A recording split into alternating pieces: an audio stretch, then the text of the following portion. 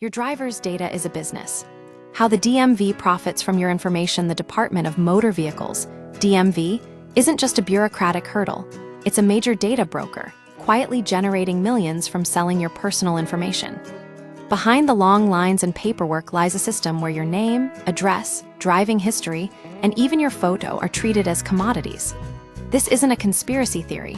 It's a documented reality across dozens of U.S. states. The legal loophole, the DMV's ability to sell data, stems from the 1994 Driver's Privacy Protection Act, DPPA. While intended to protect driver information, the law includes a permissible use clause that has been stretched to allow nearly any business to purchase this data. This loophole enables the sale of your records to a wide range of buyers, including marketers, insurance companies, private investigators, and even identity theft rings. This matters because you never opted into this arrangement. The DMV collects this data under the pretense of public safety and legal compliance, but it then monetizes it without your consent or compensation.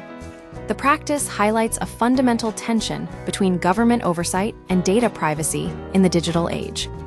How your data is used, the implications are far-reaching. Insurance companies use driving history data to calculate premiums, often leading to higher rates for drivers with records of accidents or violations. Private investigators access records to locate individuals, track their habits, and verify identities. Marketers and warranty companies utilize data to target consumers with personalized sales pitches, some of which may be misleading or predatory. Criminal activity. In multiple cases, data breaches have exposed millions of records to scammers and identity thieves, resulting in financial losses for drivers. One private investigator, Rich Robertson, argues that the system can sometimes benefit individuals, citing cases where access to DMV records exonerated people from criminal charges. However, such instances are overshadowed by the widespread misuse and security vulnerabilities. The scale of the operation, the numbers speak for themselves. California generated $282 million from selling over 2 billion records in a decade. Texas sold data that ended up in a facial recognition database, followed by a breach exposing 27 million records. Florida made $77 million in a single year, only to suffer a breach that led to financial losses for thousands due to identity theft. Louisiana experienced a similar breach affecting every driver in the state. These figures demonstrate that the financial incentives for data sales are immense, making legislative reform difficult. The practice is a multi-million-dollar business, and states are unlikely to voluntarily abandon it. What you can do, and why it's limited. Currently, the most effective step is filing a Driver's Privacy Protection Act, DPPA, request with your state's DMV, demanding that they block all non-required data sales. However, this approach is inconsistent. Some states ignore such requests, while others comply.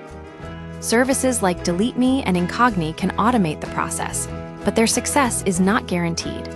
Legislative change is the only reliable long-term solution.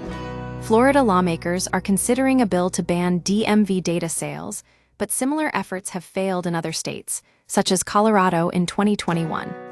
As of now, no widespread movement exists to end this practice nationwide. Nearly $490 million in Floridians' personal information has been sold without consent. The state of Florida is not in the business of selling your personal information. I filed HB 357 to make sure this practice ends.